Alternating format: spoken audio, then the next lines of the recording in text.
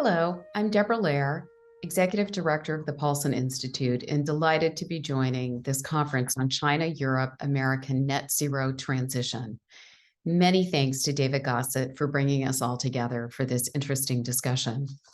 At the Paulson Institute, we're focused on sparking creativity and innovation to advance sustainable growth and a cleaner environment around the world. And one of the major issues that we're focused on is the global decline of biodiversity, an issue that is closely related to the climate challenge, but in many ways is even more alarming. So I'd like to spend the next few minutes briefly explaining the challenge as I see it and suggest some solutions that I believe can make a difference. Although extinction is a natural phenomenon, scientists estimate that our planet is now losing species at 1,000 times the natural rate. If we continue on the path that we're on, we face a future where up to 50% of all species could be lost by the middle of the 21st century. This poses enormous risks to human prosperity and well-being. The demise of the world's coral reefs, for example, will put at risk 4,000 species of fish and approximately 500 million people who depend on the coral reef ecosystems for food, coastal protection, and employment.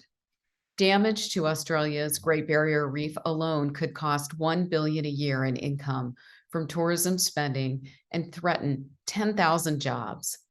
A key reason we're in this mess is that our political and economic systems do not properly account for the services that nature provides. And when we don't put a value on natural capital, as policymakers often consider nature's benefits free, and as a result, they're valued at zero. But even if we can't calculate the full value of nature, we know enough to understand that its destruction presents profound risks. And as with any serious risk we face, the rational response is to hedge. In the case of biodiversity loss, this means taking a comprehensive worldwide effort to approximately value, protect, and restore nature. Governments should begin addressing this challenge by reforming harmful agricultural subsidies for forestry, fisheries, and farming. This would cost little or nothing, and these perverse subsidies could be changed to still incentivize production while limiting our damage to natural capital. We also need better infrastructure planning. Given the trillions of dollars invested in infrastructure, it's important to mainstream biodiversity-related risk management practices in ways that mitigate damage.